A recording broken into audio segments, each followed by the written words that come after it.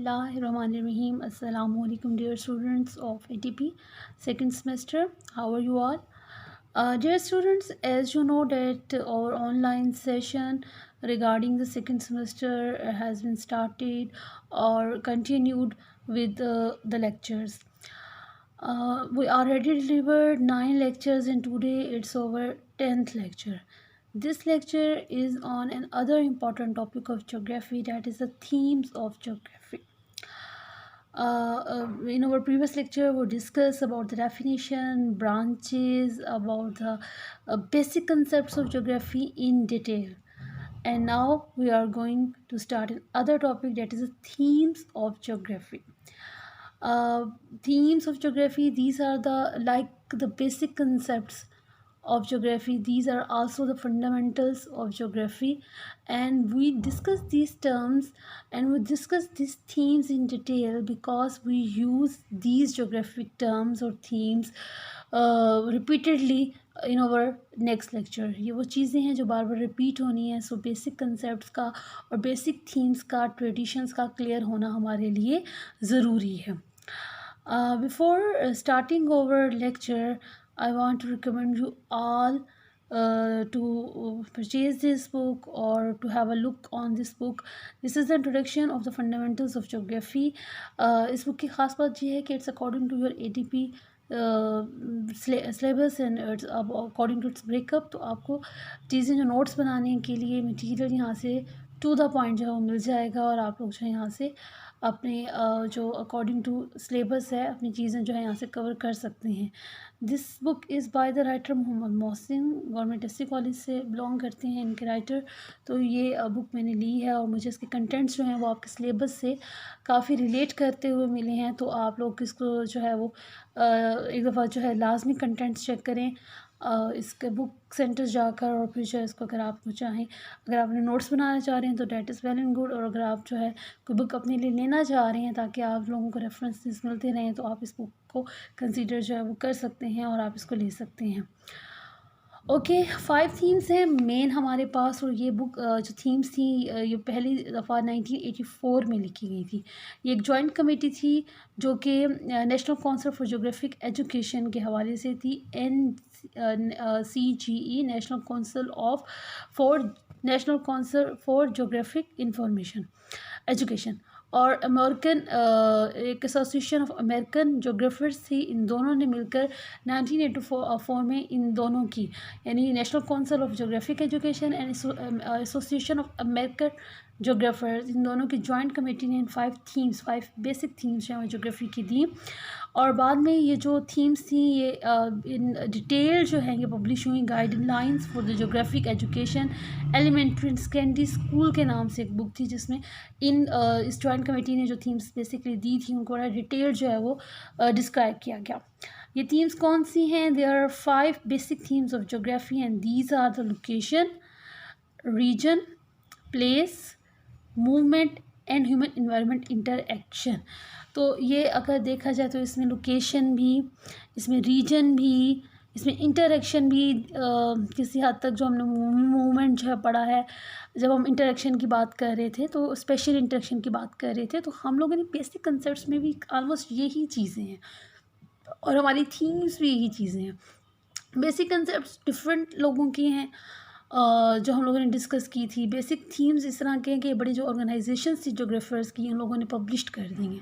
तो ऑलमोस्ट ये चीज़ें सेम ही हैं, तो विद लिटिल बिट डिफरेंसेस हैं कि वहाँ पर फोकस जो है वो एक इलाके को किया गया है, यहाँ पर एक थीम को जो है वो एक बेसिक जो है रेफरेंसेस में एक थीम को यूज़ किया गया है, एक जगह के बारे में बात की गई है, जबकि वहाँ पर वो स्पेशल इंटरेक्शन की बात कर रही हैं, इलाकों की, खित्तों की बात कर रहे हैं. थोड़ा सा ही डिफरेंस है.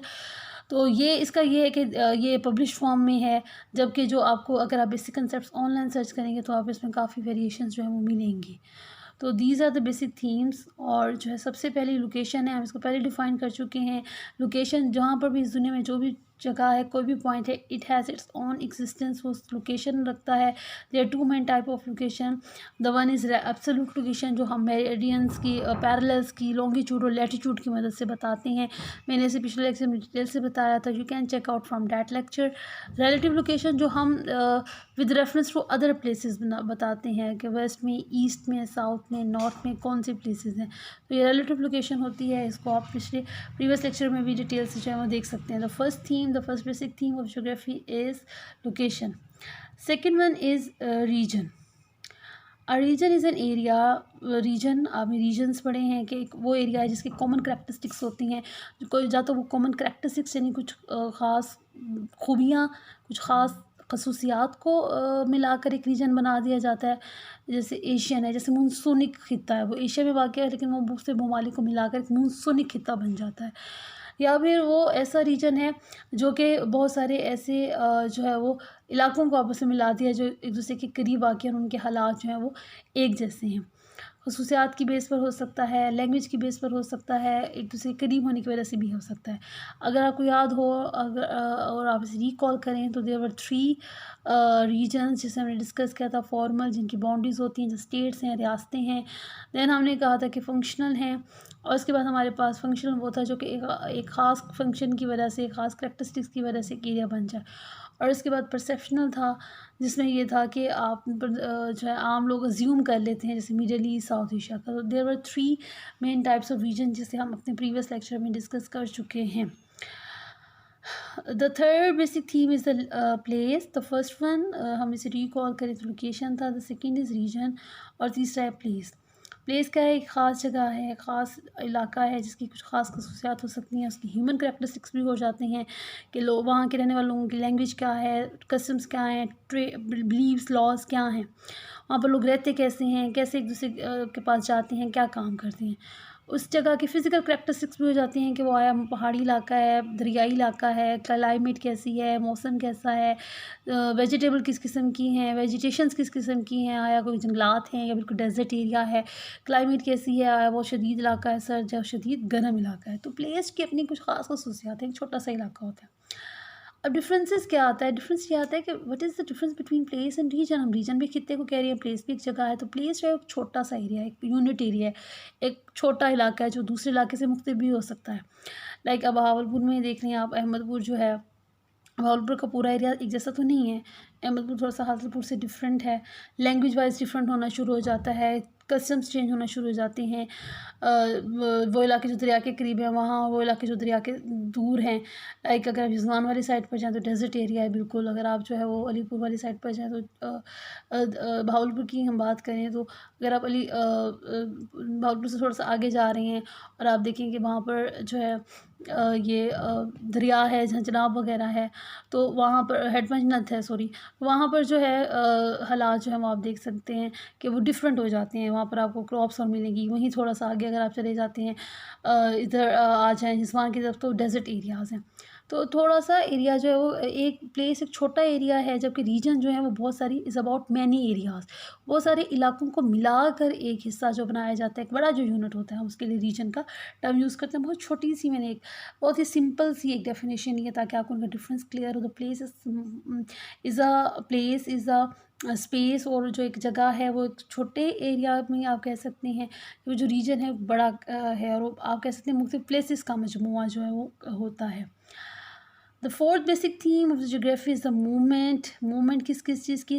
पीपल, लोगों की, गुड्स, चीज़ों की, ideas, even technology, even move from one place to another.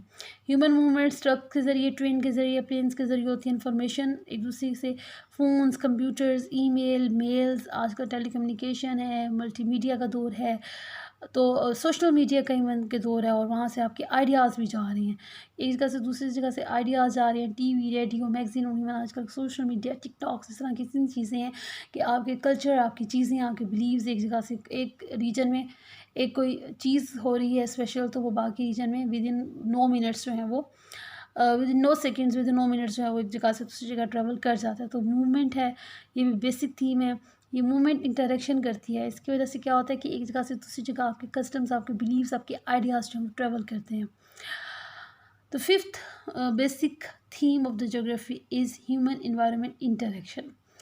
Environment क्या है means different things to different. Environment को मुख्तलिफ लोग मुख्तलिफ तरीके से लेते हैं, डिपेंड करता है कि वो किस बैकग्राउंड से ताल्लुक़ रखते हैं, वो कितने पढ़े लिखे हैं, वो किस टेक्नोलॉजी से बिलोंग करते हैं।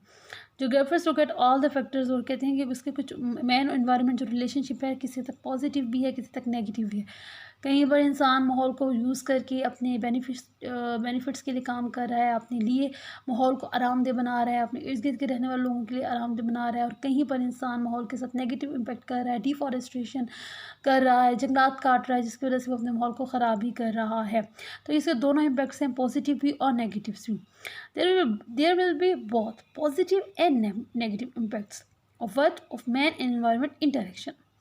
लाइक पॉजिटिव है कि इंसान अगर मैन एनवायरनमेंट का रिलेशनशिप, तो इंसान रिन्यूएबल एनर्जी रिसोर्सेज यूज़ करे।